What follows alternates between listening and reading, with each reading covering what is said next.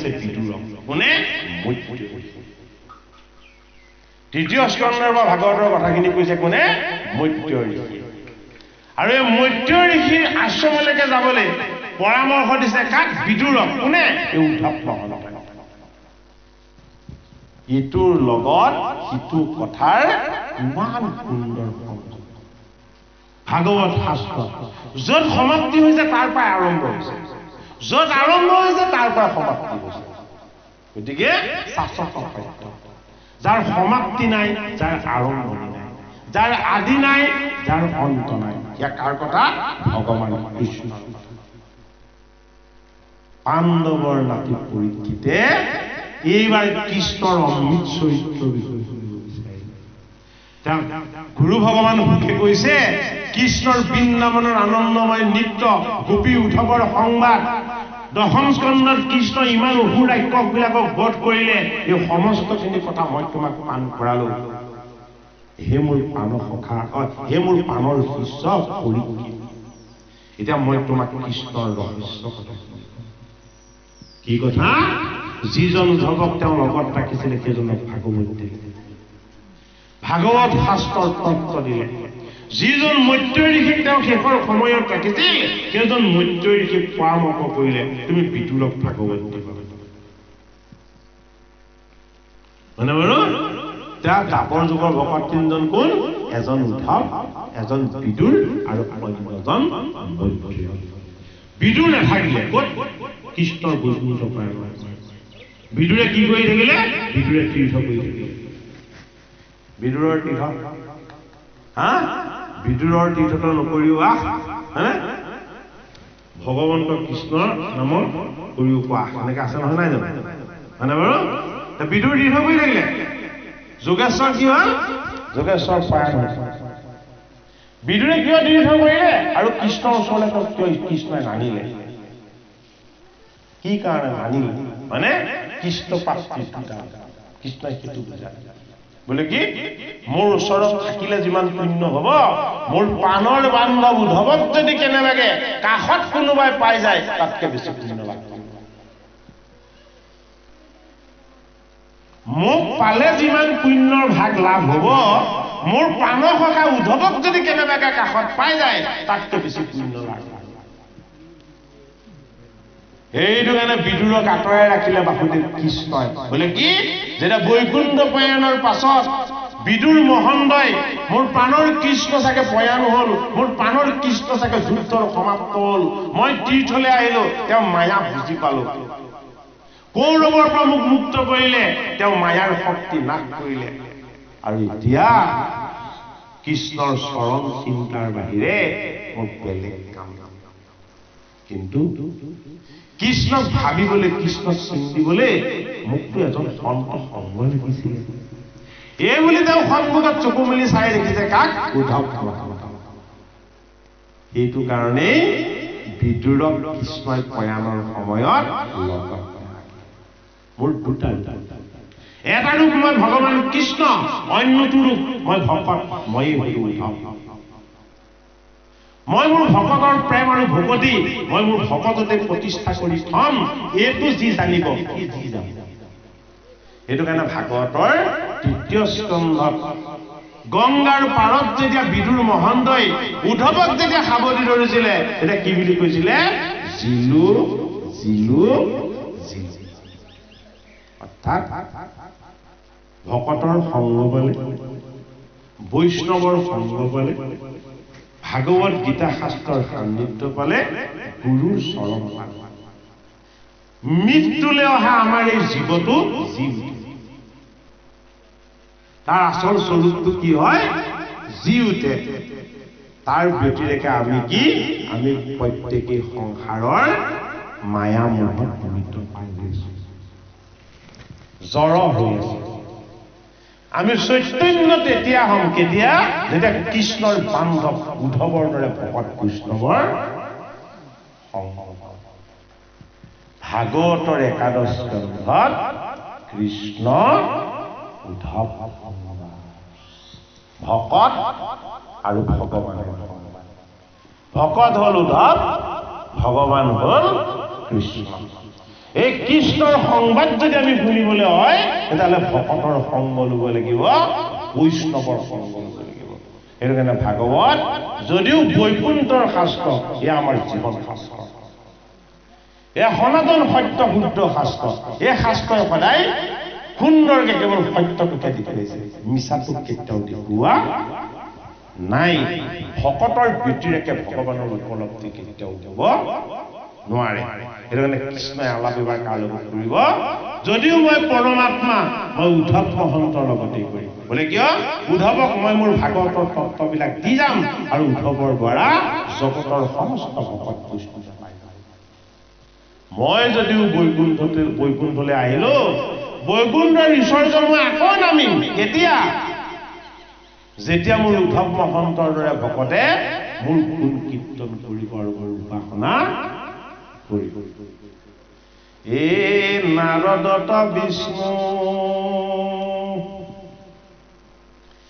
আসন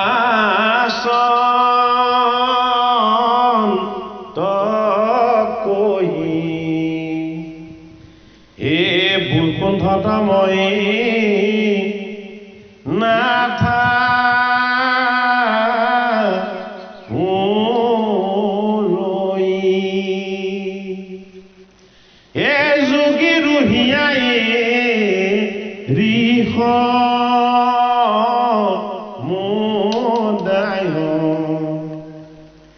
হে ঠাকু ভকতৰ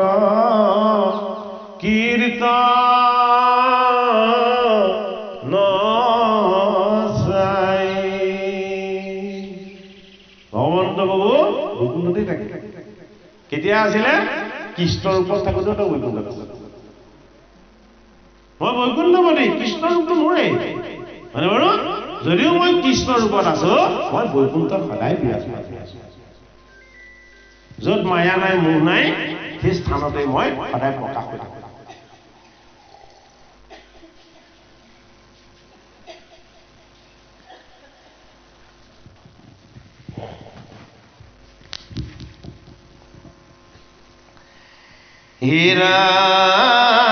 হীৰাম এ দেখা যদু বিৰসম, হে আপুনি সাক্ষাৎ কেন বিমংগল মিলৈ এইটো দ্বাৰকা। খনেকটো থাকিবে আৰু ঐত নাহি কাৰ্য, এষ্টি মাইল বিধন ৰহক বাজ।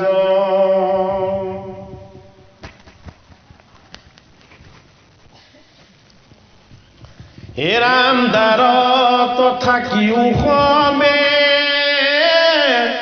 হে অপেক্ষিয়ামাক এ যায়ো প্ৰবাসক এৰাও হেন বাবি পাক। এ বিধিৱতে তীৰ্থত বংশে কৰা স্নান, এ দেৱ দ্বিজ পিতিকৰ পিয়া দিয়া দান। এ দানে সে দুৰ্গতি হৰ, এ শাস্ত্ৰৰ সন্মতি, এ মুহুৰ বচনে চলা, এ সত্যৰে সম্প্ৰতি। কৃষ্ণৰ আদেশে সবে উঠিলা তৰিত, এ লাগি গল সমীপ, এ দ্বাৰকা পুৰিত। এ ঠাৱে ঠাৱে বজাৱে তো বলবৰ ঢাল, এ দিনী মদগৰ দণ্ডী দেই ভেৰু দাগ। এ সাজ সাজ প্ৰজা কৰে সাৰ পৰৈ ঘনে, এ কৰয়ো তাউল লোক এ চলিবা কমনে। ডাঙৰ কথা, কৃষ্ণই যিটো কৰিম বুলি ক'ব তেওঁ ইচ্ছা কৰিলে হৈ গ'ল। সকলোৰে হৃদয়ত খনক দম লগাই দিলে। কি কৰিলে? ডাৱৰ নোহোৱাকে বজ্ৰপাত পেলাই দেখুৱাইছে, দিন দুপৰতে ফেউৰাবিলাকে খঙুৱাই দেখুৱাইছে, আৰু গোবৎসবিলাকে কি কৰিছে? কেৱল চকু পানী পাতি থাকিব। কৃষ্ণই কৈছে হে ৰাজ যদুকুলৰ প্ৰজাসকল, তোমালোকৰ ওচৰলৈ কিন্তু অমংগল আহি গ'ল, কোনেও পোৱা নাই। তুমি সুমংগল কৃষ্ণ থাকোঁতে আমাৰ ওচৰলৈ কেনেকৈ অমংগল আহিব? কৃষ্ণই যিটো কৈছে সেইটোকে শুনিহে যায়, কোনেও একো ক'ব নোৱাৰে। তোমাৰো মায়ায়ে মনমোহি আছে। কৃষ্ণৰ এনে সন্মোহন শক্তি আছে, তেওঁ যিটোৱে কৈ দিয়ে সেইটোৱেই সকলো দ্বাৰকাৰ প্ৰজাই কৰাত লাগিছে। সকলোৱে সুন্দৰকৈ সাজপাৰ পিন্ধি দান দক্ষিণাৰ কাৰণে তৰ্পণ কৰিবৰ কাৰণে সকলো দ্ৰব্য সম্ভাৰেৰে সৈতে একেবাৰে ঢাল খোল মৃদংগ বজাই আকাশ বতাহ কপাই কৃষ্ণ কৃষ্ণ ধ্বনিৰে জয় শ্ৰীকৃষ্ণ জয় ৰাম ধ্বনিৰে সকলো দ্বাৰকা প্ৰজাই উৎসৱ আৰম্ভ কৰিলে। কলৈ? প্ৰভাত তীৰ্থ। কি বস্তু? ভাগৱতৰ তৃতীয় স্কন্ধত বিদুৰে একাদশখন তীৰ্থ ভ্ৰমণ কৰাৰ কথা আছে। ভাগৱতৰ একাদশ স্কন্ধত কেৱল বেছি ব্যাপককে দেখুৱাইছে প্ৰভাত তীৰ্থ। হয়নে বাৰু? ভকতৰ তীৰ্থ এখন, ভকতৰ তীৰ্থ এখন। কি তীৰ্থ? সেইখনি প্ৰভাত তীৰ্থ, য'ত কোনো মায়া মোহ ভ্ৰম একো নাথাকে। মায়া মোহ আৰু ভ্ৰম য'ত একো নাথাকে সেয়াই হ'ল প্ৰভাত তীৰ্থ। সমস্ত দ্বাৰকাৰ প্ৰজাক লৈ গ'ল প্ৰভাত তীৰ্থলৈ। হয়নে বাৰু? প্ৰভাসত দ্বাৰকাৰ প্ৰজাসকলক খুৱাব লাগিছিলে অমৃত। কৃষ্ণই কি কৰিলে? প্ৰত্যেককে মায়াৰ বাউনী পান কৰাই দিলে। যোগেশ্বৰ, মইতো যাম, ভূমিভাৰ হৰণৰ কাৰণেহে আহিছিলো, মোৰ লীলা প্ৰকাশ কৰিবৰ কাৰণে। হে দেৱতাসকল, দ্বাৰকাৰ প্ৰজাসকল কোন আছিলে? স্বৰ্গৰ দেৱতাসকল আছিলে। নন্দ কোন আছিলে? নন্দ এজন বসু আছিলে, দ্ৰোণ বসু। উদ্ধৱ কোন আছিলে? উদ্ধৱ এজন বসু আছিলে, অষ্টবসু। ভীষ্ম কোন আছিলে? ভীষ্ম বিভা বসু আছিলে। একেবাৰে শেষৰ দ্বাৰকাধীশ মৰ্ত্যলে নামতে এই তিনিজন বসুক তেওঁ লীলা কৰিবলৈ লগত লৈ আহিছে। দ্বাৰকাৰ প্ৰজাসকল আছিলে কোন? গোপীসকল আছিলে সাধন কীৰ্ত যোগী মুনি।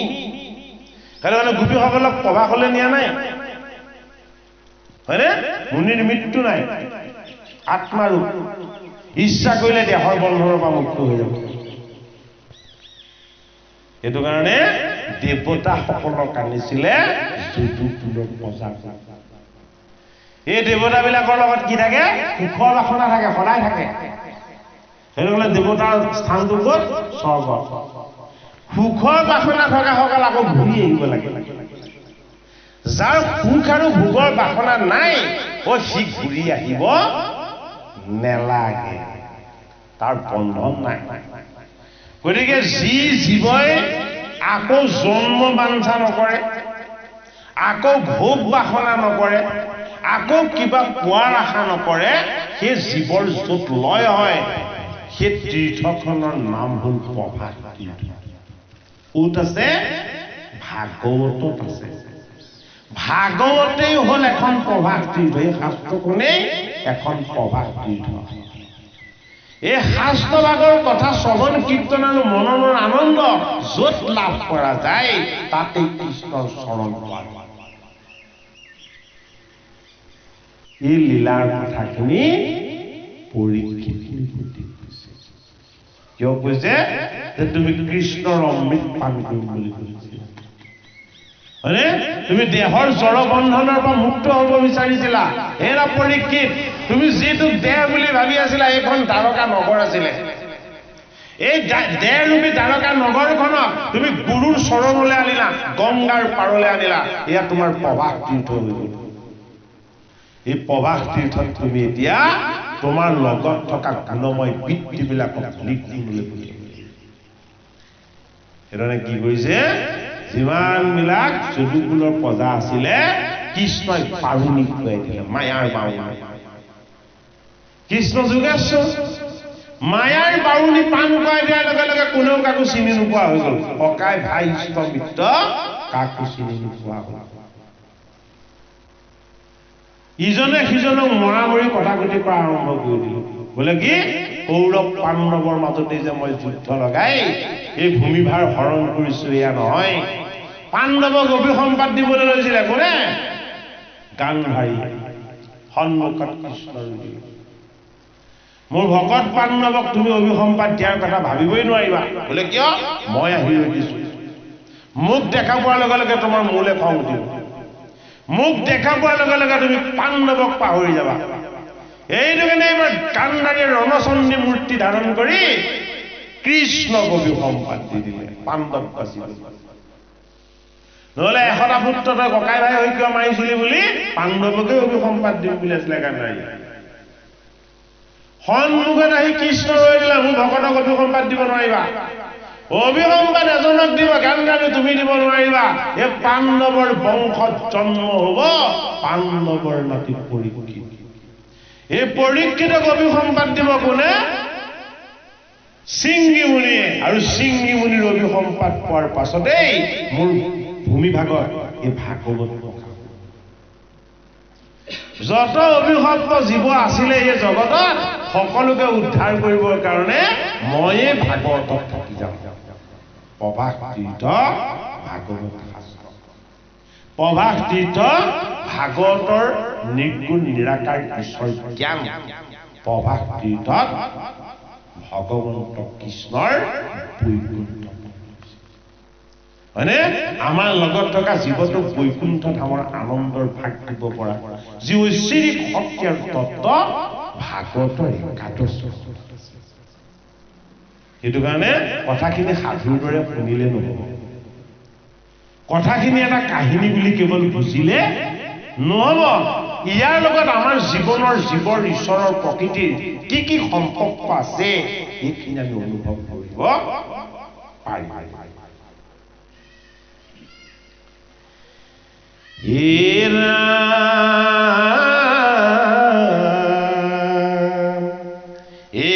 সাজ সাজ প্ৰজা ঘৰে এষাৰ পৰৈ ঘনে কৰৈ উত্তাউল লোক চলিবা কমনে মৰিবৰ সময়ত এনেও লৰালি হয় নহয়নে বাৰু তামোলটো আধা কাটাকে খাই এক্সিডেণ্ট হৈ মৰে পুৰাকে কটা হলে নমৰিলে হয় নহয় যিমানে খলম দম লগাব সিমানে অঘটন ঘটিবলৈ লয় স্বাভাৱিক অৱস্থাত কাৰো মৃত্যু নহয় অস্বাভাৱিক অৱস্থাতে মৃত্যু হয় নে নহয় বাৰু অসাৱধান অৱস্থাটোতে মৃত্যু আনে হয়নে গাড়ীখন আহি থকা দেখিছে 5 মিনিট ৰৈ দিলে তেওঁ কি আয়ু ৰেখা কমি যাব হয়নে ওচৰৰ পৰা সন্মুখীন দূৰ মাৰে হয়নে নহয় তাকে ভাগৱতত কৈছে বোলে ৰুবলৈ সময় নাইকিয়া হৈছে কাৰণ কৃষ্ণই গতি দিবৰ তীৰ্থলৈ নিব হৈছে সকলোকে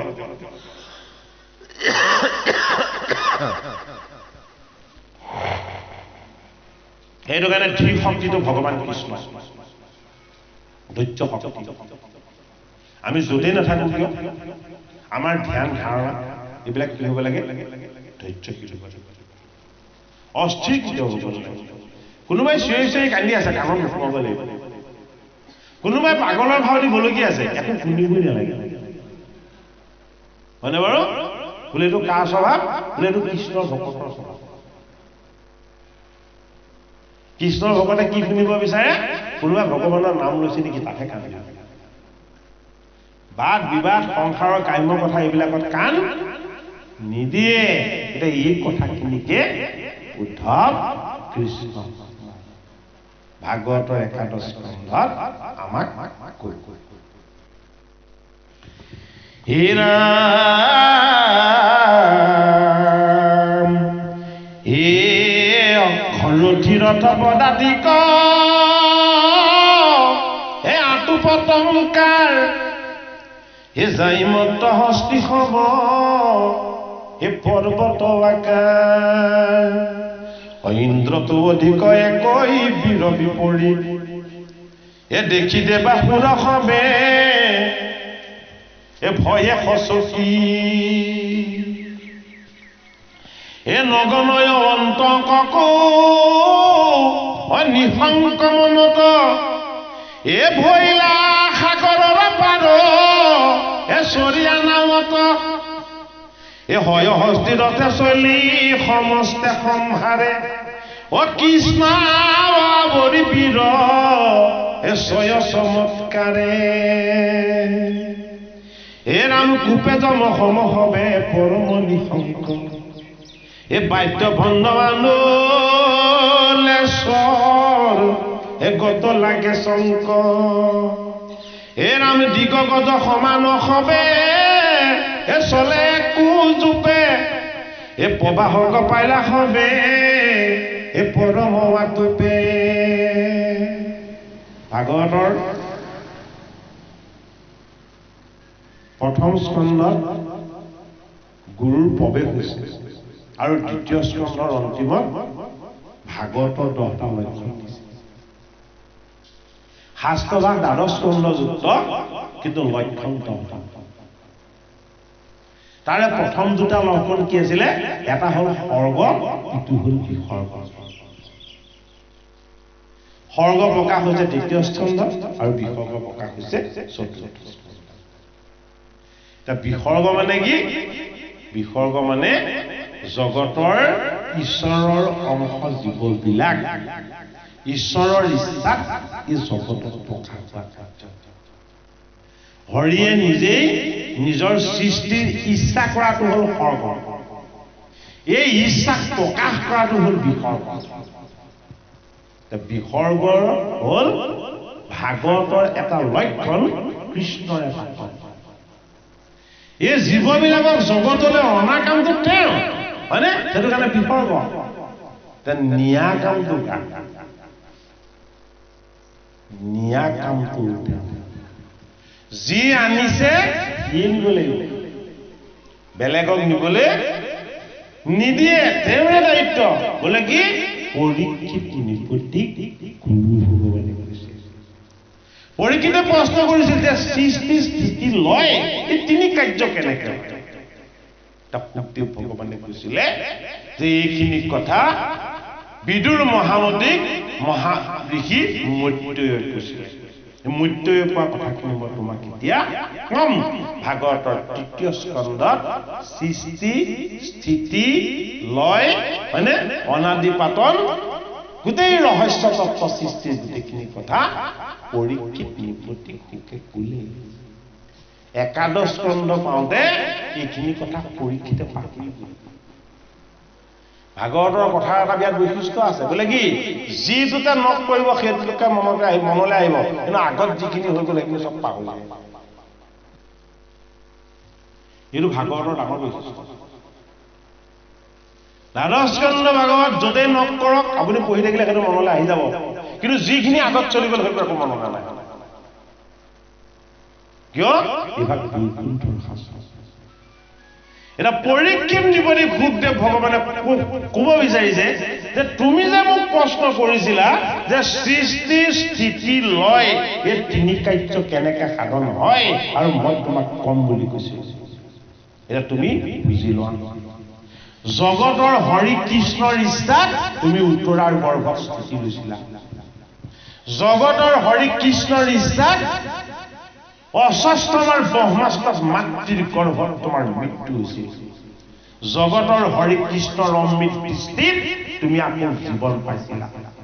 এই জীৱন পোৱাৰ পাছত তুমি পৰীক্ষিত ৰজা হৈ মায়ামিক খেদি খেদি সংসাৰত ভ্ৰমণ কৰি ফুৰিছিলা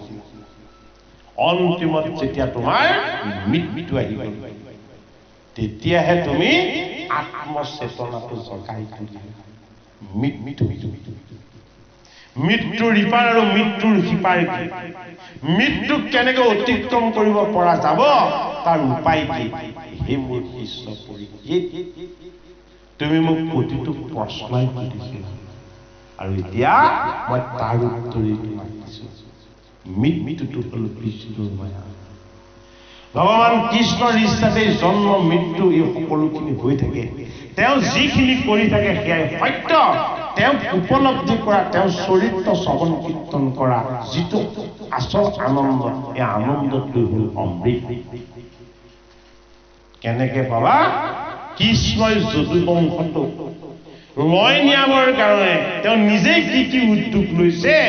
এই কথাটো শ্ৰৱণ কৰা বোলে কি প্ৰভাস তীৰ্থলে উৎসৱৰ আয়োজন কৰি বাসুদেৱ কৃষ্ণই তাৰকাৰ সকলো প্ৰজাক লৈ তাৰ মাজতে তুমিও সেই এজন প্ৰজা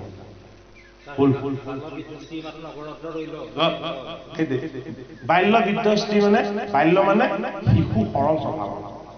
যেতিয়ালৈকে জীৱ থাকিব সৰল স্বভাৱ থাকিব হয়নে স্থিতি মানে কি স্থিতি মানে প্ৰকৃতি জীৱই যদি স্থিতি লয় তেতিয়াহ'লে প্ৰকৃতিতে স্থিতি ল'ব লাগিব প্ৰকৃতি সদায় আৰু বৃদ্ধ কি বৃদ্ধ হ'ল নিপুণতা পূৰ্ণতা পকা ফলৰ সুস্বাদুতা ক'ত থাকিব যেতিয়ালৈকে জীৱ থাকিব বয়োজ্যেষ্ঠসকলৰ অভিজ্ঞতা বয়োজ্যেষ্ঠসকলৰ জ্ঞান বয়োজ্যেষ্ঠসকলৰ সৎ পৰামৰ্শ আৰু সৎ আদৰ্শ সেইখিনি লৈয়ে ভৱিষ্যত প্ৰজন্ম আগবাঢ়িব লাগিব কৈছেনে বাৰু কথাটো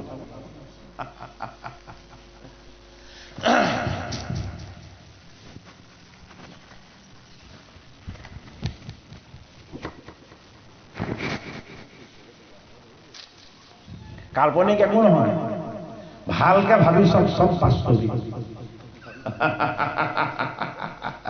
কল্পনাটো আমিহে হয় নহয় মায়াৰ কল্পনা আমিহে যিখিনি চলি আছে হৈ আছে ঈশ্বৰৰ ইচ্ছাত হোৱাখিনি একো কাল্পনিক নহয় সকলো বাস্তৱ হে ৰাম হে নামিয়া তীৰ্থৰ জলে এ যাদৱ বিশেষে হে কৰিল জলাঞ্জলি হে কৃষ্ণ ৰৱা দেখে কৃষ্ণই যদুকুলৰ যিকেইজন প্ৰজাৰ অহংকাৰ নাই যিকেইজন প্ৰজাই সুদামাক দেখি ভগৱত জ্ঞান কৰিছিলে যিকেইজনে কৃষ্ণৰ বান্ধৱ আৰু কৃষ্ণৰ ভকতক অত্যন্ত সন্মান কৰিছিলে কৃষ্ণই সেইকেইজনক মাতি দিছে বোলে কি বোলা মোৰ লগত কলৈ গৈছে সাগৰলৈ গৈছে যিমানে কৃষ্ণৰ লগত তেওঁলোক আগবাঢ়ি গৈ আছে তেওঁলোকৰ যিমানে দেহ সাগৰত ডুব গৈছে সেই দেহ নাইকিয়া হৈ গৈ আছে যেতিয়া তেওঁলোকৰ শিৰলৈকে ডুব গৈ গ'ল তেওঁলোকৰ দেহটো নাইকিয়া হৈ গ'ল কি হ'ল সমুদ্ৰত লিপ্ত কৃষ্ণ কি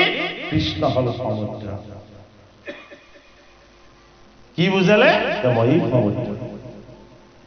গীতাৰ শ্লোকত কি বুলি কৈছে সমুদ্ৰবিলাকৰ মাজত মই হলো প্ৰশান্ত আটাইতকৈ ডাঙৰ সাগৰ কোনটো সেইটো কাৰণে প্ৰভাস তীৰ্থৰ যোগেদি তাৰকাৰ সেইকেইজন পুণ্য প্ৰজাক বুজালে মোৰ দেহতি তোমালোক আছে মোৰ পৰা তোমালোক আঁতৰত নাই তোমালোকৰ তীৰ্থনৰ অনাটো মোৰ মায়া হয়নে মোক যেতিয়া পাই যাবা মোক পোৱাৰ পাছত একটা প্ৰাপ্তিৰ বাসনা তোমালোকৰ কেতিয়াও নাথাকে এই কথাকে বুজি পালে কোনে উদ্ধৱ বোলে কি মই যে কৃষ্ণৰ চৰণ পালো মোৰ একো পাবলৈ নাই এইবাৰ যদি মই কৃষ্ণৰ ভকতৰ সংগ পাওঁ তেতিয়াহ'লে মোৰ গোটেইখিনি পুৰা হৈ যাব সেইটো কাৰণে উদ্ধৱক কি বুলি পৰামৰ্শ দিলে বৈষ্ণৱৰ সংগ তুমি লৈবা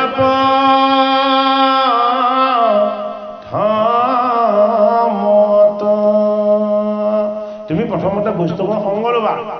তাৰপাছত কি কৰিবা মোৰ গুণ আৰু লীলা শ্ৰৱণ কীৰ্তন কৰিবা উদ্ধৱক কৈছে কৃষ্ণই বোলে কিয় এই দেহ থাকিলে যে তোমাৰ বন্ধন থাকিব তেতিয়া তোমাৰ একো বন্ধন নাথাকে কৰ্ম বন্ধনৰ পৰা তুমি কি হৈ যাবা মুক্ত হৈ যাবা এটা পৰীক্ষিত কৰ্মবন্ধই যাতে স্পৰ্শ কৰিব নোৱাৰে এই কৃষ্ণৰ তাৰকাৰ যি লীলা প্ৰভাস তীৰ্থৰ যি লীলা কৃষ্ণ লীলা পৰীক্ষিত হে ৰাম নমিয়া তীৰ্থৰ জলে যাদৱক বিশেষে হে কৰিল জলাঞ্জলি কৃষ্ণ ৰৱা দেখে বিশিষ্ট বিপক ভুঞ্জাই কঢ়িয়া সন্মান এ সুপৰ্ণ ৰজত ভূমি হে দিলা ধেনু দান এইবোৰ চব প্ৰতীক দেই এটা অৰ্থ ইমানখিনি নকওঁ পাছত অকণমান পাঠ কৰি লওঁ অকণমান পাঠ দীঘল যে এ হয় হস্তি ৰথ শ্ৰত্ৰ অলংকাৰে মন্দিৰ এ দেন্ত দান দ্বিজক দূৰ গতি যাওঁ খন্দি বিপক সন্তোষী দিলা ৰত্নৰ অঞ্জলি এ বহিলা তৰিত পাছে এ যত মহাবলী এ সুন্দৰ শৰীৰ মহা এ বাহু বক্ষস্থল এ সপাৰো প্ৰকাশে মুখ এ চন্দৰ মন্দন কিৰীতি কুণ্ডলে চিকিমিকি কৰৈ কান্তি সূৰ্যৰ কিৰণে যেনৈ হে জলৈ পদ্মকান্তি এ চন্দনে লেপিত তনু অতি ৰুচিকৰ সূৰ্য সমেত জলয় অলংকাৰে কলেৱৰ এ কূপে জমসমস বে বীৰৱা সদৃশ এ ময়মত সিংহ যেন এ নিৰ্ভয় দৰ্পিষ্ঠ এ নুমাইবাৰ বেলা যেন এ প্ৰকাশই প্ৰদীপ এ পুৰিলে ককালে মৃত্যু এ চাপিল সমী পাইলে কবি পাকে পাছে নষ্ট ভৈল জ্ঞান এ মধুময় সুৰা কক ৰিলে সবে পান বুজিলনে কৃষ্ণই মায়াৰ বাহনীটা তোমাকে পান কৰাই দিব বুলি হে ৰাম কৃষ্ণৰ মায়াতে আতি বিমোহিত মন এ ভৈলা মহামত নাহি গাঁৱত চেতন গণ্ডগোল কৰি পিলে নাকে মধ্য পৰে এ ঢলো পলো কৰে যে আহে শিৰৰে এ অন্য অন্য চাৰি চকু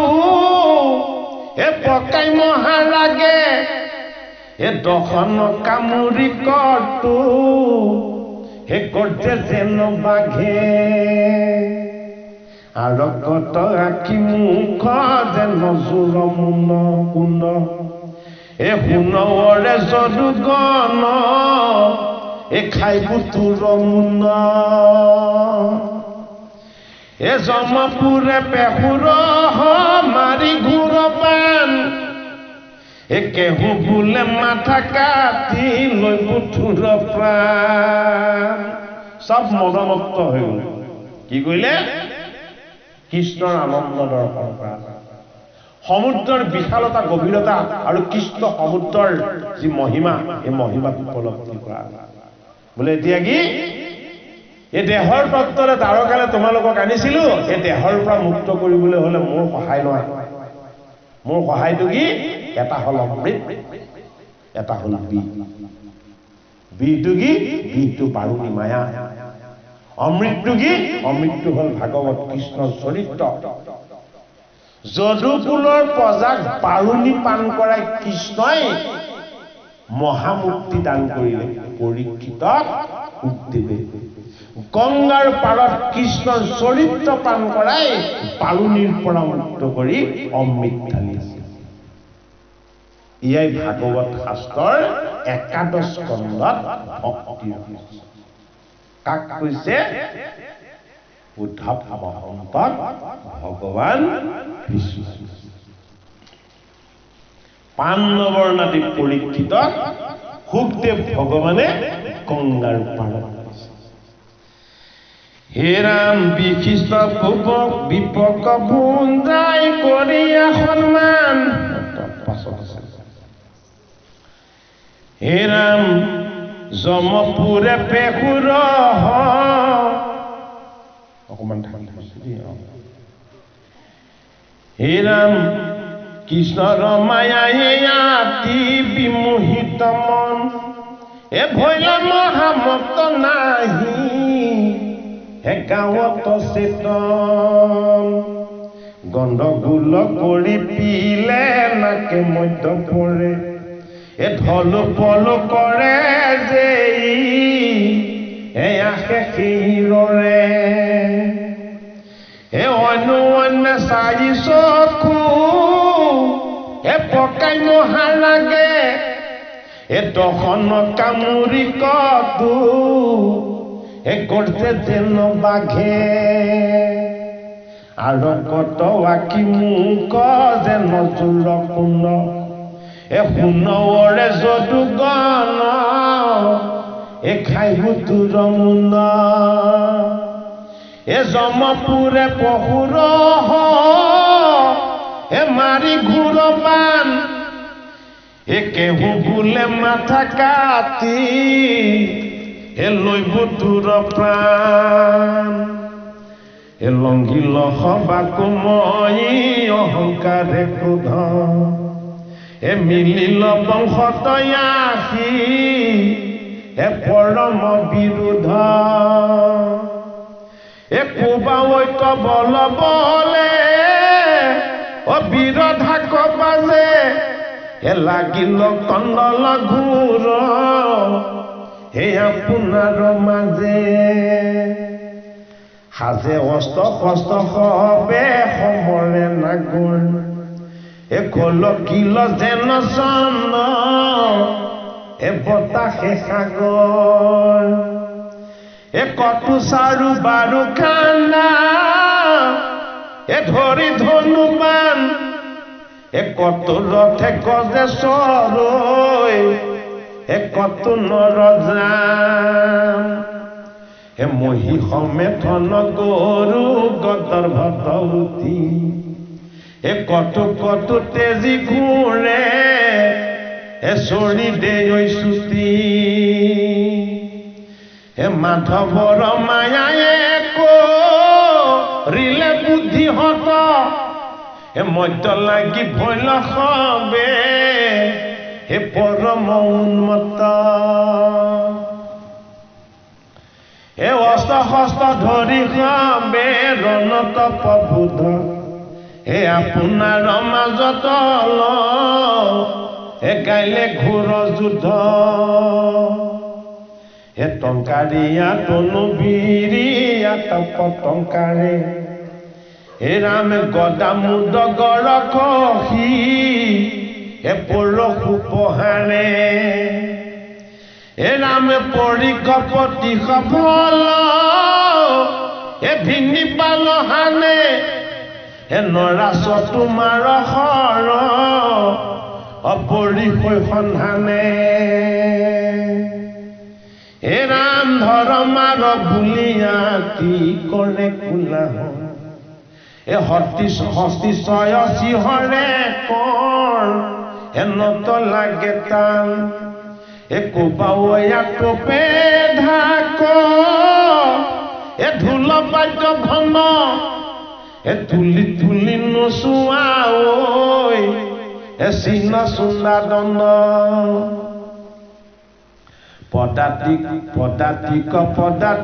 কোবাওই খান্দা তুলি খেতি ঘূৰে ঘোঁৰা কব হাৱে জাম্প বুগি গুন্দি হস্তি গয়া হস্তিৰ কুখপতংগ পৰে ৰথি ৰথি মাৰে সৰ হৃদয় বিদাৰে কুৰুক্ষেত্ৰৰ যুদ্ধত যিদৰে পদাতিকে পদাতিক ৰথিয়ে ৰথি মহাৰথীয়ে মহাৰথী হয়নে বাৰু হস্তিৰ ৰথে হস্তিৰ ৰথ মানে অশ্বৰথে অশ্বৰথ যিদৰে যুদ্ধ কৰিছিলে কৃষ্ণই প্ৰভাস তীৰ্থলৈ অনা যদুকুলৰ প্ৰজাসকলৰ মাজতো সেইখন কুৰুক্ষেত্ৰই ৰচনা কৰিলে কিয় কৰিব লগা হ'ল মোৰ বাক্য লৰিব পাৰে মোৰ ভকতৰ বাক্য লৰিবলৈ নিদিওঁ কোনে অভিশাপ দিছিলে গান্ধাৰীয়ে অভিশাপ গান্ধাৰীক কৃষ্ণই কি বুলি মাতিছিলে মাতা বুলি মাতিছিলে মাতৃ বুলি মাতিছিলে হে মাতৃ তোমাৰ পুত্ৰই কেতিয়াও তোমাৰ বাক্য লংঘন হবলৈ নিদিয়ে কোনে লংঘন হবলৈ দিয়া নাছিলে ভগৱান ৰামে লংঘন হবলৈ দিয়া নাছিলে কাৰ বাক্য কৈকেয়ীৰ বাক্য যে তুমি যদি মোক বনবাস দিয়া তোমাৰ বাক্যহে ৰক্ষা কৰিম, মই বনবাস পালন কৰা বুলি নুবুজিবা। যিমান দুখ কষ্ট হয় যান্তনাকে ভোগ কৰিম, কিন্তু সেই মমতাময় মাতৃ মই ঈশ্বৰ হলেও মই তোমাৰ বাক্যই পালন কৰিম। বোলে কিয়? তোমাৰ বাক্যত অমৃত আছে। সেইটো কাৰণে মাক দেউতাকৰ কথা নুশুনা ল'ৰা ছোৱালীৰ জীৱনত সুখ শান্তি কেতিয়াও নহয়। ভাগৱত শাস্ত্ৰৰ বিচাৰ, ৰামায়ণ শাস্ত্ৰৰ বিচাৰ, যি পিতৃ মাতৃয়ে বাধ্য নহয় সি জগতত কাৰ বাধ্য হ'ব পাৰিব? কাৰো বাধ্য হ'ব লাগিব। হয় নহয় বাৰু? কৃষ্ণই কৰি দেখুৱাইছে। কি কৰি দেখুৱাইছে? যে এগৰাকী মাতৃয়ে মোৰ পৰা বৰ লৈছিলে, বৰ লোৱাৰ পৰিৱৰ্তে তেওঁলোক অভিসম্পাদ দিছিলে। কি অভিসম্পাদ দিছিলে? যে আমাৰ কৌৰৱ কুলৰ মোৰ 100জন পুত্ৰ যিদৰে তোমাৰ কাৰণে মৃত্যুত পতিত হল, মই অভিসম্পাদ দিছো, গোটেই যদুকুলটো তোমাৰ কাৰণে ধ্বংস হ'ব। হয়নে? কৃষ্ণ অমৃত। যদুকুল ধ্বংস কৰি দিম, কিন্তু মোৰ ভকতক বুজাই দিম। বোলে কি? মাতৃৰ বাক্যত কিমান শক্তি আছে,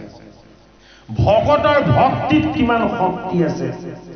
গুৰুৰ চৰণত কিমান আশীৰ্বাদ আৰু কৃপা আছে, এই সকলোখিনি মই বুজাই দিম। বোলে ক'ত? শ্ৰীমদ ভাগৱত শাস্ত্ৰ। সংসাৰ সাগৰলৈ আহিও পৰীক্ষিত স্থিৰ হৈ গল। কেতিয়া? যেতিয়া গুৰুৰ চৰণ পালে। সংসাৰ সমুদ্ৰলৈ আহিও উদ্ধৱ উদ্ধাৰ হৈ গল। কেতিয়া? যেতিয়া কৃষ্ণৰ সংগ পালে। হয়নে বাৰু? যিসকলে কৃষ্ণৰ সংগ পাইছে সংসাৰলৈ আহি উদ্ধাৰ হৈ গৈছে। পৰীক্ষিত নৃপতিক কৈছে কৃষ্ণ তোমাৰ সংগত সদায় থাকিব। কেনেকে থাকিব? কৃষ্ণৰ নাম, কৃষ্ণৰ গুণ, কৃষ্ণৰ ৰূপ, কৃষ্ণৰ লীলা, কৃষ্ণৰ ধাম, এইবিলাকক সদায় স্পৰ্শ কৰিবলৈ হে ৰাম লাগিল সমৰ সাগৰ, হে ৰৰতি ৰজুৰি, হে সেনাৰ শুনিতে নদী, হে বৈ বালি বুৰি, উতে মৰা হব মৎস্য কচ্ছপ আকাৰ, হে মিলিল প্ৰলয় যেন, হে প্ৰজা ভয়ংকৰ, আপোনাৰ আপুনি চিন্তন্ত মহামাৰ, হে দহু দিশে শুনি মাত্ৰ, হে ৰুল হাহাকাৰ। প্ৰলয়ৰ শব্দ হবলৈ ললে। কোনে সৃষ্টি কৰিছে? ভগৱান কৃষ্ণ। সমুদ্ৰৰ ঢৌ আকাশৰ সমান ওখ কৰি দিলে।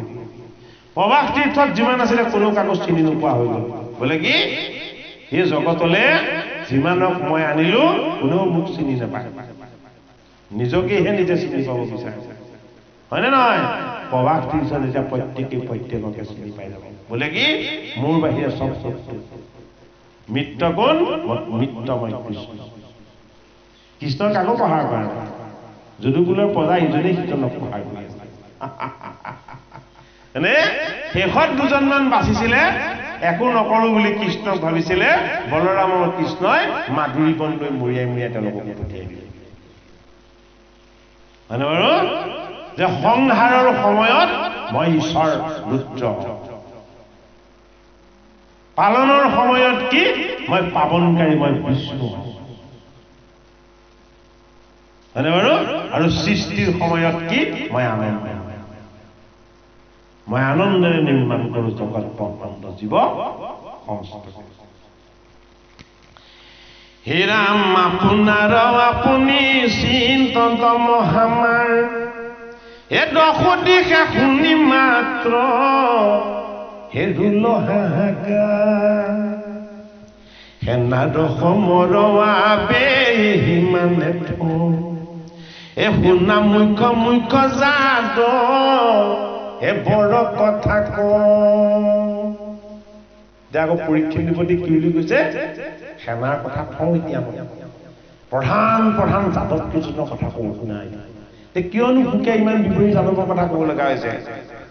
যাদৱৰ ৰায়ৰ বিষয়ে জানিবলৈ হলে যাদৱৰ কথা জানিব লাগিব। হয়নে বাৰু? ভকত বৈষ্ণৱৰ কথা নাজানিলে ভগৱানক নাজানিবা যিসকল যদুকুলৰ প্ৰজা আছিলে সেইসকল কৃষ্ণ ভকত আছিল গতিকে হে পৰীক্ষিত নিব দেই এতিয়া কৃষ্ণ ভকতসকলৰ বিষয়ে অকণমান বুজি লোৱা তাৰ পাছত ভগৱানৰ বিষয়ে বুজিবা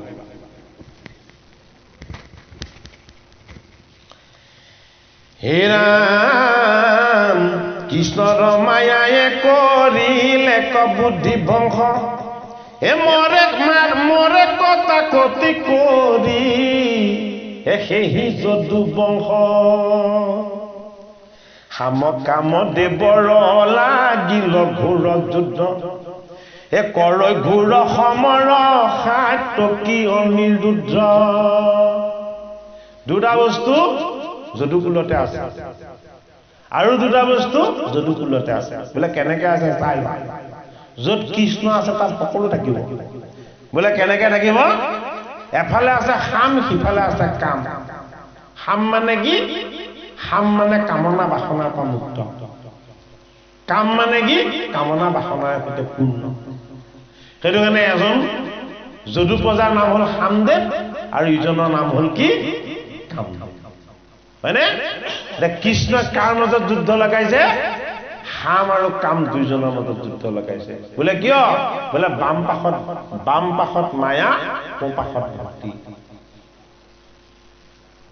বাম পাশত মায়া সোঁ পাশত ভক্তি বাম পাশত কৌৰৱ সোঁ পাশত কি পাণ্ডৱ তা মধ্যমত কোন মধ্যমত কৃষ্ণ হয়নে নহয় তা হামে কৈছে যে হেৰা কাম তোমাৰ কামনা বাসনা আৰু তোমাৰ অহংকাৰৰ কাৰণে ই প্ৰবাহ তীৰ্থত আহি মই এতিয়া মৰিব লাগিব কামদেৱে কৈছে তোমাৰ সদায় গা এৰা দিয়া মনোভাৱটোৰ কাৰণে আমি এতিয়া মৰিব লাগিব হয়নে তুমি একো নালাগে নালাগে নালাগে নালাগে সব বিষ্ণু মায়া কৰিয়ে যা আৰু মই কৈছো লাগে লাগে লাগে লাগে সব মোকে লাগিব এই দুটা ভাৱৰ মাজত যুদ্ধ মাজত কোন মাজত কৃষ্ণ কি বুজালে দুইটা ভাৱে মোৰ তৰ্পণা কৰা এই দুইটাৰ মাজৰ নিয়ন্তা হলো মই বোলে কি অপকেতে ৰো দুইৰো নিয়ন্তা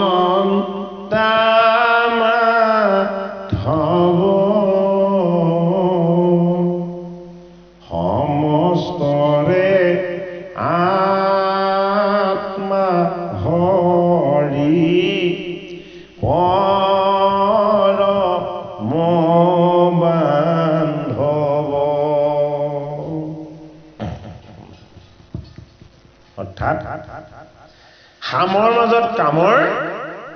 তোৰ যুদ্ধ ক'ত আমাৰ জীৱনতে লাগিছে এখন যুদ্ধ আমাৰ মাজতে জন্মৰ পৰা মৃত্যুলৈকে চলিয়ে আছে আৰু চলিয়ে থাকিব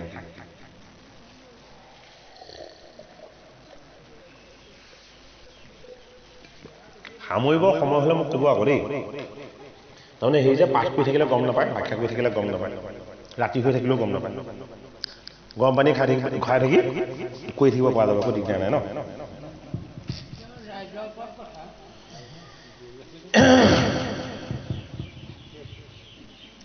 হে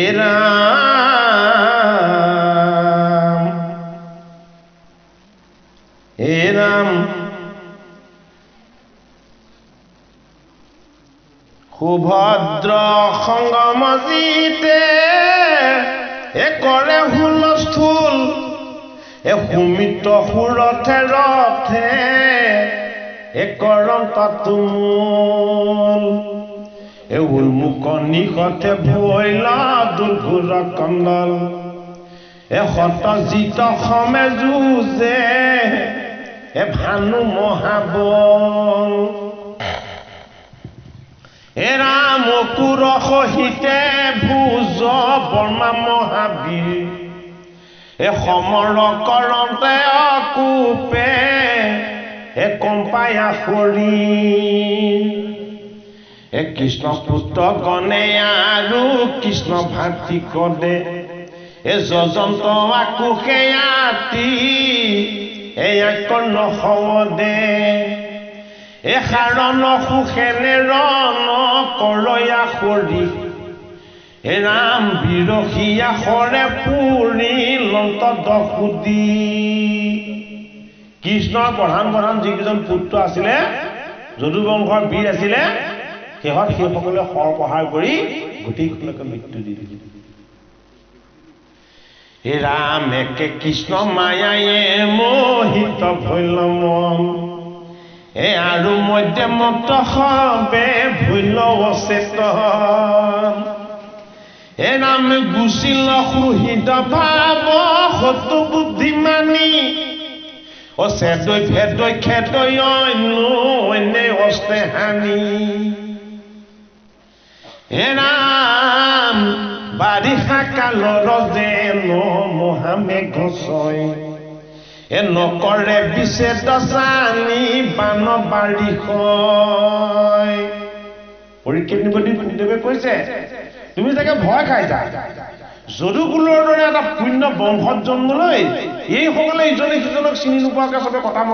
কটা মৰা কৰি চব মৰিছে কি কাৰণে সুখদেৱে কৈছে যে প্ৰকৃতিৰ নিয়ম বোলে কি এই জগত ডুবি গ'লেও আকাশত থকা ডাৱৰে গম নাপায় বোলে কি কিমান বৃষ্টিপাত হৈ আছে যেতিয়ালৈকে তেওঁলোকৰ বৃষ্টি তাত আকাশত ডাৱৰ থাকিব প্ৰকৃতিত যিমানখিনি পৰিব লগা থাকিব কৃষ্ণৰ ইচ্ছাত পৰি থাকিব এইটো কাৰণে यदा यदहि धर्मस्य ग्लानि भवति भारत अभ्युत्थानम् अधर्मस्य तदात्मनं चैतन्यमहं परित्राणाय साधूनां विनाशाय च दुष्कृतां धर्म संस्थापनार्थाय संभवामि युगे युगे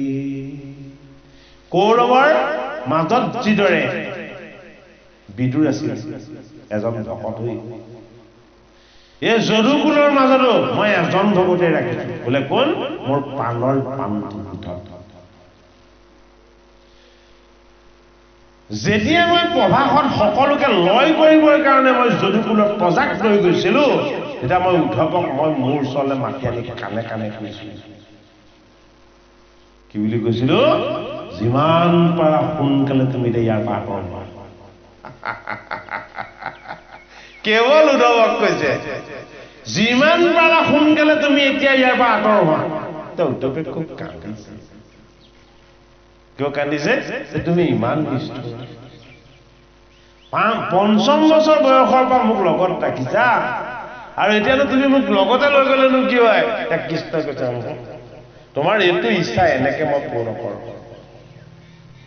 মোৰ প্ৰয়াণ হৈ যাব কিন্তু তুমি থাকি যাব লাগিব সেইদিনা উদ্ধৱক কি কৰিলে তুমি আঁতৰি যোৱা তুমি অকণমান আঁতৰি যোৱা কলৈ আঁতৰি যোৱা যিজোপা অস্বস্থ বিৰিখত মই জিৰণি ল'মগে যিজোপা অস্বস্থ বিৰিখত আউজি থাকোঁতে জৰা বিয়াৰে মোলে সৰ প্ৰহাৰ কৰিব সেই অস্বস্থ বিৰিখজোপাৰ অকণমান মাটি দুটি তুমি ৰোৱাগে উদ্ধৱ গৈ লুকাই সেই ঠাইত ৰৈ আছে উদ্ধৱক চাবলৈ দিয়া নাই যদুকুলৰ প্ৰজাসকলক ভগৱান কৃষ্ণ আৰু ৰামে কিদৰে কাল ৰূপ ধাৰণ কৰি সকলোকে সংহাৰ কৰিছে কিয় চাবলৈ দিয়া নাই বিষ্ণুৰ মায়া ভকতক দৰ্শন কৰিবলৈ দিয়া নাই মোৰ ঈশ্বৰ সুখৰ আনন্দ দৰ্শন কৰিবা তুমি গতিকে এইখন অগাধ শাস্ত্ৰ হে ৰাম হে দাৰুণ পাপিষ্ঠ যদু এ গণৰ আন্দোলে এ তল বল কৰি মহি হে মণ্ডল হিন্দুলে যদুকুলৰ প্ৰজাসকলৰ ভৰত পৃথিৱীখন কঁপিবলৈ লৈছিল কৃষ্ণৰ মায়ায়ে আতি ভৈলে বুদ্ধি ভংস হে নচাৱে আপোনা পৰ হে আউৰ যদু বংশ হে হুয়াৱাতি বিচুতি প্ৰীতি কপুতে মাৰে এ শহুৰে জামাই ভাই ভাতি কপহাৰে শৈল কভি নিহিম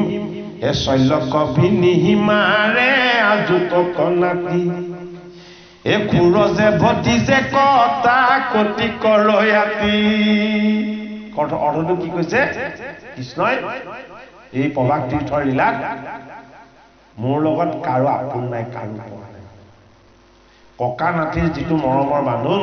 মায়াৰ বান্ধোন মোৰ লগত সেইবিলাক মায়াৰ বান্ধোন নাই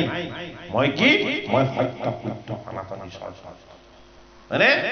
যিমানে তুমি মায়া বিষয় বন্ধন এইবিলাক ভাৱনাৰ পৰা মুক্ত হবা জগত ব্ৰহ্মাণ্ড গোটেইখিনি মই বুলি তুমি যেতিয়ালৈকে অনুভৱ কৰিব পাৰিবা তেতিয়ালৈকে বোলে কি এই যদুকুলৰ প্ৰজাৰ ভয়ৰ যিটো ভয় এই ভয় আৰু তোমাৰ লগত নাই এ মিতে মিতে কৰৈ যুদ্ধ ভাগিনে মাতুলে এ বন্ধু সুহৃদকো যে নচাৱে পাতুলে এ ৰাম ঢুকুৱাইলে অস্ত ধেনু ভাগিল কুবত এ নাথাকিল সৰৱা আৰু কাহাৰো তৃণ গোটেইখিনি শেষ কৰিছে কৃষ্ণই অস্ত্ৰ শস্ত্ৰ যত যিমান আছে চব শেষ কৰি দিছে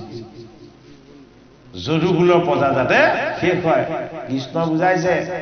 মোৰ মায়া অস্ত্ৰবিলাক হয়নে ঐশ্বৰিক অস্ত্ৰবিলাক ভাৱনা আৰু ভক্তিৰ অস্ত্ৰবিলাক হয়নে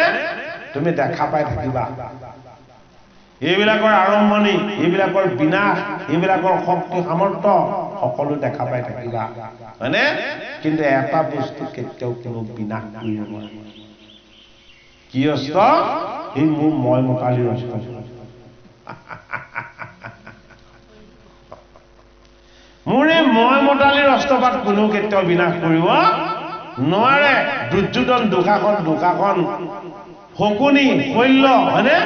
এই বেয়া বস্তুবিলাকক কোনেও কেতিয়াও নাইকিয়া কৰি দিব নোৱাৰে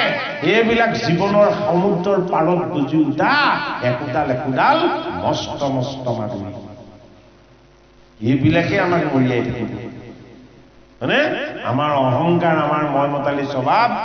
হয়নে আমাৰ বেয়া আচৰণ বেয়া বুদ্ধি সংসাৰ সমুদ্ৰৰ পাৰত গজি উঠা কৌৰৱৰ যদুকুলৰ প্ৰজাসকলৰ পুণ্য ক্ষয় কৰি দিব পৰা এই মই মতালি স্বভাৱৰূপী মাধুৰীটো আমাৰ লগত যাতে কেতিয়াও আশ্ৰয় ল'ব নোৱাৰে সেইকাৰণে মাধুৰী বন্ধু হ'ল আমাৰ মই মতালি স্বভাৱ এইটোৱে যদুকুলৰ প্ৰজাৰ শেষৰ অস্ত্ৰ মৃত্যু হে ৰাম হানিবাক লাগি খুজি নপাৱন্ত বস্ত্ৰ হে আউল বাউলকে শৰীৰ খৈ বস্ত্ৰ এ কাহাৰো নাহিকে আউৰ চেতন আগত এ তথাপি সমৰণে ৰৈ পৰম ক্ৰোধ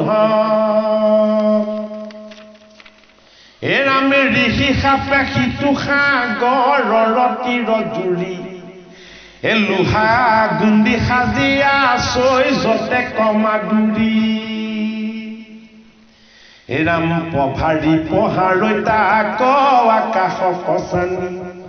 এ মৰৈ সবে কৰিয়া মাধুৰী হানি হানি এ পৰম ক্ৰোধ অতি মহামত ভাবে এ উভাৰী মাধুৰী ধৰি দুহাতে কোবাৱে এ শৰীৰত পৰে যে বজ্ৰ সন্ধান এ বিমৰ্চিত হুয়া যদু গণে চাৰৈ প্ৰাণ মাধুৰী বনৰ পাতটো অন্য গছৰ পাতৰ নিচিনা হয়নে ই কিহৰ প্ৰতীক ই একেবাৰে ককহ অহংকাৰ অজিন পাতকী আৰু মই মতালি স্বভাৱৰ অতি বেয়া বস্তু কি আমাৰ মই মতালি স্বভাৱ নাই তাৰ ঘৰত নাযাওঁ নাই তাক দেখিলেও নামাত মানে বাৰু এই মাধুৰীটোৱে লাষ্টত আমাক মৰিয়াই মাৰে এইটো কাৰ পৰা উৎপত্তি হয় এইটো আমাৰ জন্ম কৰ্মৰ ফলৰ বন্ধনৰ আগৰ দিনৰ অভিসম্পাতৰ কাৰণে আগৰ জন্মবিলাকৰ অভিসম্পাতৰ কাৰণে এইটো লগত লাগি আহে এইটো পূৰ্বজন্মৰ অভিসম্পাতৰ প্ৰকাশ সেইটো কাৰণে এইটো কি বুলি কৈছে ঋষি সাপ বুলি কৈছে কাক কৈছে পৰীক্ষিত কৈছে সুখদেৱ ভগৱানে কৈছে যে তোমাক ঋষিয়ে অভিসম্পাত দিছিল কি বুলি 7 দিনতে তোমাৰ মৃত্যু হওক বুলি তুমি ঋষিক বিচাৰি নগলা কিয় সাপ পায়ো মৰ্মকালী স্বভাৱটো তোমাৰ জাগ্ৰত নহল মোক কোনে অভিসম্পাত দিয়া বুলি তুমি খেদি নগলা হয়নে মাধুৰী বনৰ পহাৰৰ পৰা তুমি মুক্ত হৈ গলা তুমি কি ভাবিলা যে যিখিনি ঘটি গৈছে ঈশ্বৰে ঘটাইছে যিখিনি ঘটি গৈছে ঈশ্বৰৰ ইচ্ছাত হৈছে ঈশ্বৰৰ ইচ্ছাটোক বাধা দিয়াৰ কাৰো ইচ্ছা নাই ইয়াক মই সত্য বুলি মানি ললো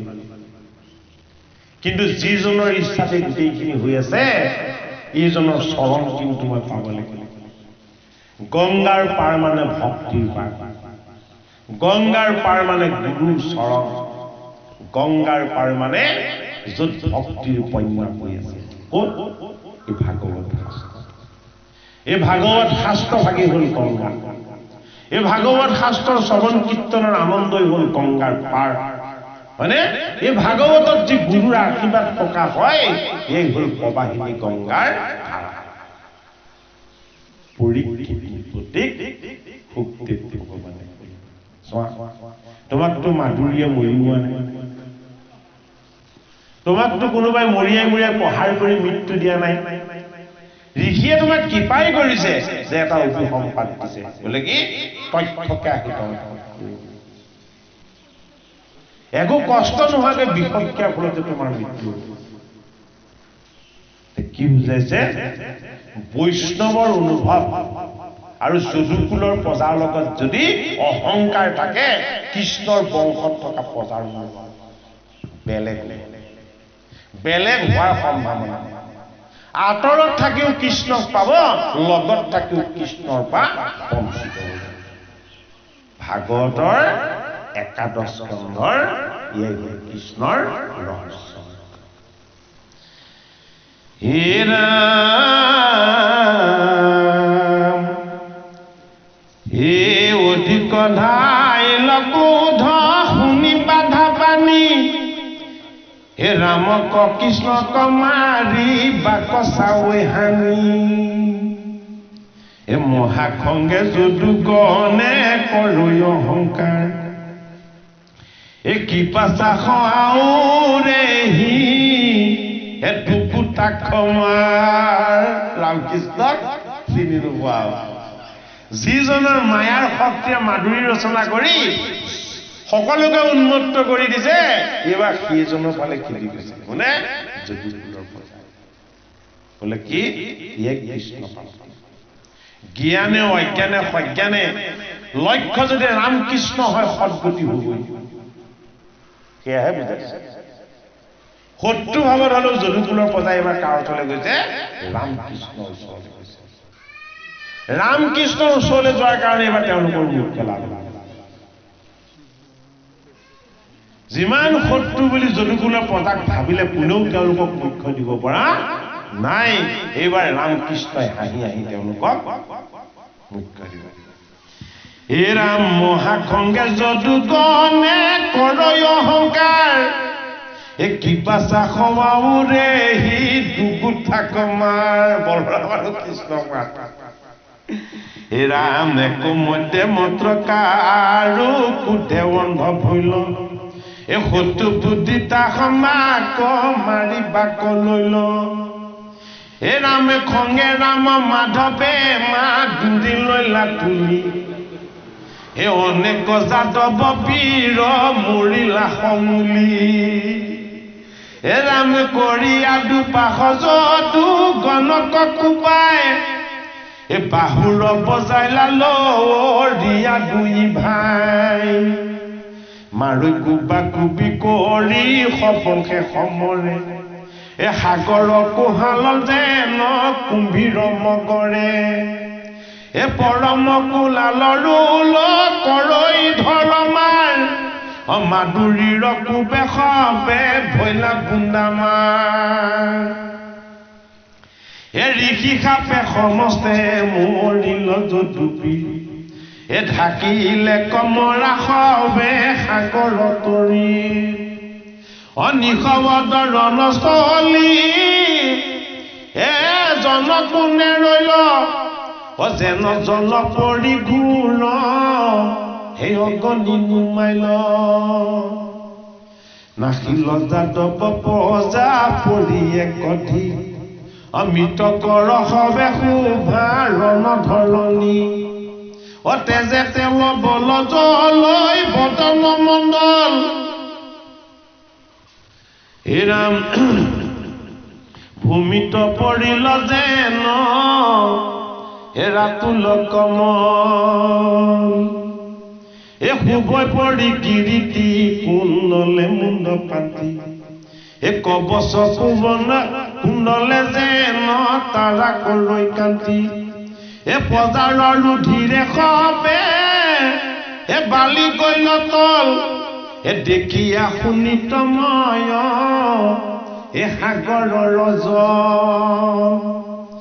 ৰাম জুৰিলি পৃথিৱী খণ্ড পৰি মৰা সবে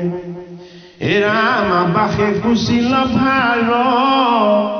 মানিল মাধৱে বলভদ্ৰে দেখন্ত দূৰ ঘূৰতো লক্ষ্যই মিলিল বৈৰাগ্য আউৰ নসহে হৃদয়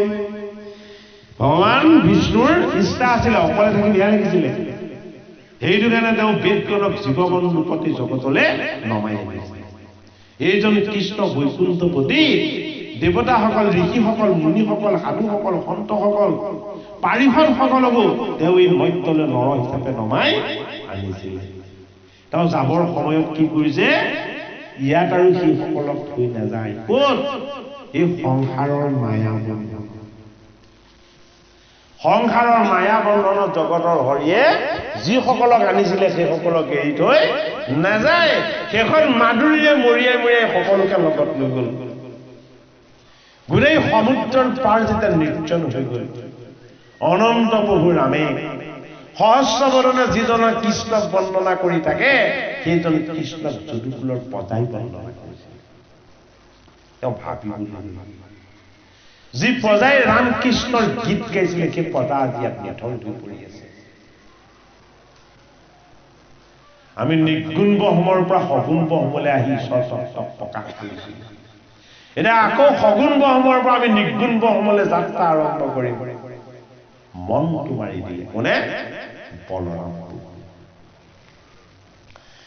হে ৰাম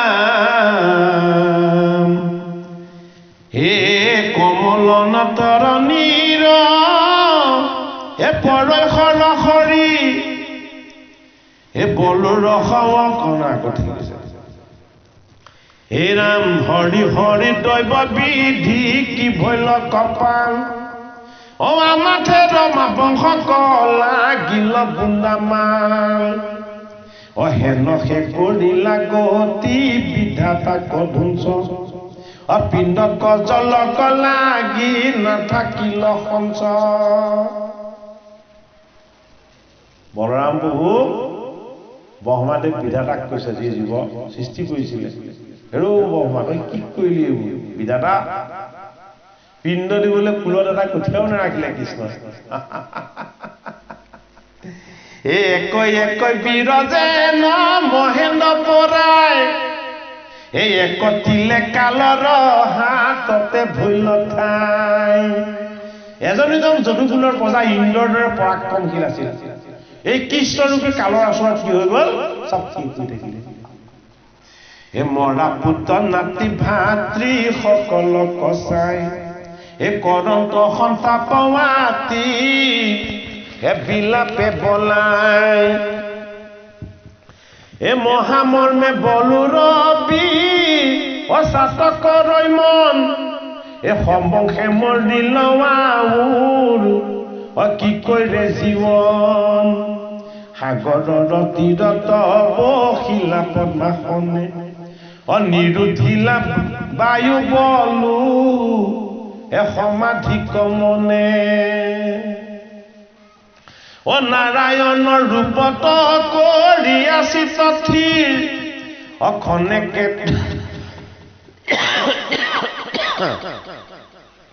এখনে কেতে জিলা বলো এ মনুষ্য শৰীৰ এ ৰাম মুৰ্দাস্পুত কৰিয়া ও ডক খেপি পান এ শুক্ল সল্প ৰূপে গৈলা এ বৈকুণ্ঠ প্ৰমাণ বগা সৰ্প এডাল হৈ সমুদ্ৰৰ ওপৰৰ ফালে অনন্ত ভ্ৰমণ কলৈ গ'লগে বলৰাম এ ৰাম আছিলে অলেখ কোটি ও যাদৱ কুমাৰ এ শতেক বছৰে কোনে এ লেখা দিবে তাৰ বলে বিজে মহেন্দ্ৰটো অধিক আছিল এ কালে সংহৰণতে এক তিল নলাগিল ও এহি মতে মৰিল যতে কজ ডুবিৰ এ ৰোহিণী তনয়ো যে এ তেজিলা সৰি পৰীক্ষিত নিপতিক সুখদেৱে কৈছে অনন্ত ঈশ্বৰ আহিছিলে নৰলীলা কৰিবৰ কাৰণে অনন্ত ঈশ্বৰ নিজৰ ইচ্ছাই গৈছে কলৈ বৈকুণ্ঠলৈ এই পৰীক্ষিত তোমাৰ এই জীৱনটো বৈকুণ্ঠৰ পাৰিপথটোকে আছে এইটো জীৱক এতিয়া তুমি বৈকুণ্ঠলৈ নিয়াৰ কথা চিন্তা কৰা বোলে কি এতিয়া আৰু তোমাৰ মৃত্যুৰ শংকা আৰু ভয় কেতিয়াও থাকিব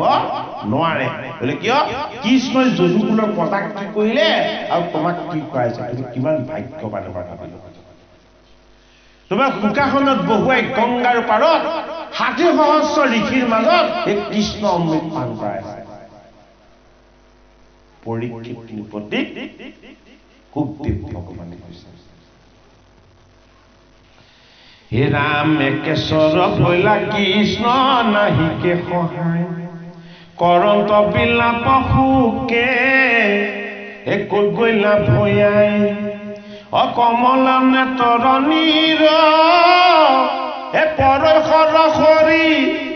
এ বলুৰ সৱক সুকে এ সাৱতীয়া ধৰি পান সম জ্যেষ্ঠ ভাইৰ মিলিল বিঘা এ আউৰ কাক দেখিয়া বন শিশু দ্বাৰকা এ হৰি হৰি দৈৱ কিনো মিলিল অৱস্থা এ পিতিত মাতিত আবে এ কৈব কিবা কথা এ যাইব আৰু হুলতি গৃহক কোন কাজে ঐ এহি বুলি বিলাপ ৰন্ত যদুৰাজে সদায় ইফাল ইফাল হাঁহি থকা কৃষ্ণই বলৰামটো হৈ এৰি যোৱাৰ পাছত এই নৰৰ দেহলৈ অহা কৃষ্ণই কেতিয়াবা কান্দিছে কিয় কান্দিছে জন্ম কান্দি কান্দি হয় আৰু মৃত্যু কান্দি কান্দি এক কৃষ্ণই দেখুওৱা এটা উপায় হে ৰাম শুনা সবাসদ হব মহাভাগত ও নাহি একো বহাইতো কালৰ হাতত এ কৃষ্ণৰ বংশৰে কেনে ভৈলতা ক দেখা ঐ তুষাৰ জীৱন নৰকো নলেখা এ দিনে দিনে যায় আয়ু মৃত্যু পেপাস আউৰ কি মনুষ্য হইবা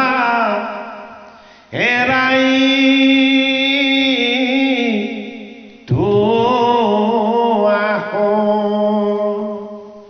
ও হাতে বাটে মিলৈ আহো কৈতবা মৰণ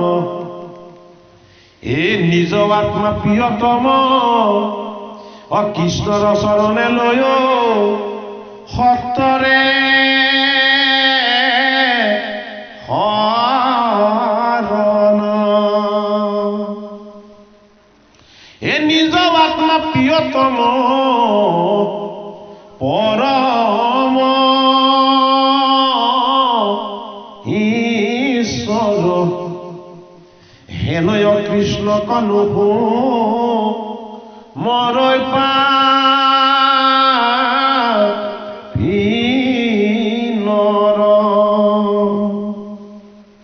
কুচিত বিষয় ভোক তাহাৰ নিদানে অমৃত কটেজী যেন হে মৰৈ বিষ পানে এ ভকতি কটেজী কৰ হে অনেক প্ৰবন্ধ এ নলৈবা তাহাৰ সংগ এ শিষে নিজে অন্ধ চক্ষু যেন আচন্তে কণাৰ পথে যায় অৱশ্যে কালত পৰৈ এ দৈৱে বেধা নাই এ জানিয়া হাততে লৈও এ সন্তৰ সংগতি এ তেবেকে বাহিবে বন্ধু এ কৃষ্ণত ভকতি এ কৃষ্ণক পাইবাক লাগি ভকতি হে পন্থ ঐ হে কহ মহা এ ভাগৱত গ্ৰন্থ ও পৰম ঈশ্বৰ কৃষ্ণ এ দেৱতা প্ৰধান এ কৃষ্ণ গুণ নাম কৰ্ম এ ধৰ্ম নাহিয়াম জানিয়া যতনে তেজি ভগৱান কাম এ কৃষ্ণৰ কিংকৰে কহে ভোলা ৰাম হৰি ৰাম দোহাই দিলে এ কৃষ্ণক পাইবাক লাগি ভকতি হে পন্থ ঐ হে কহ মহা ভাগৱত গ্ৰন্থ এ পৰম ঈশ্বৰ কৃষ্ণ দেৱতা প্ৰধান এ কৃষ্ণ গুণ নাম সম ধৰ্ম না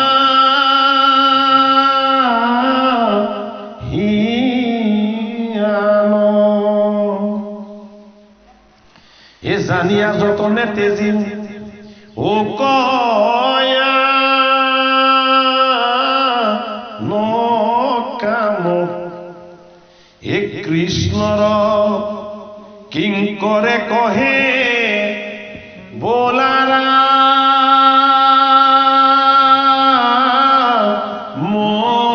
ৰাম হে ৰাম ৰাম হে ৰে ৰাম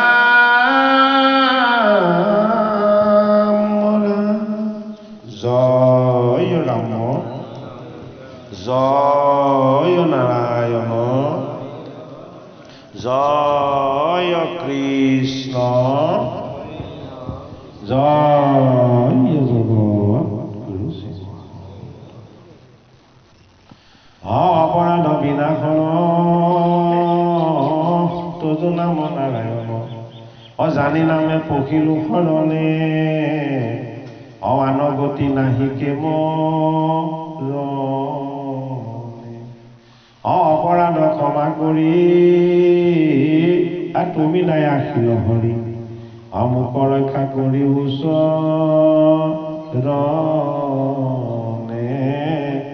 মোক ৰক্ষা কৰি ওচৰনে শ্ৰীমন্ত শংকৰ হৰি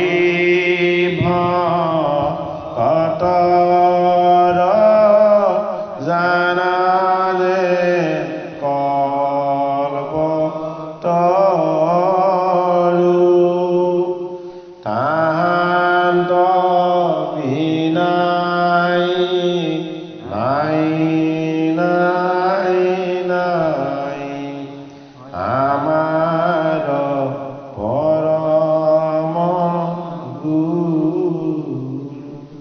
ৰা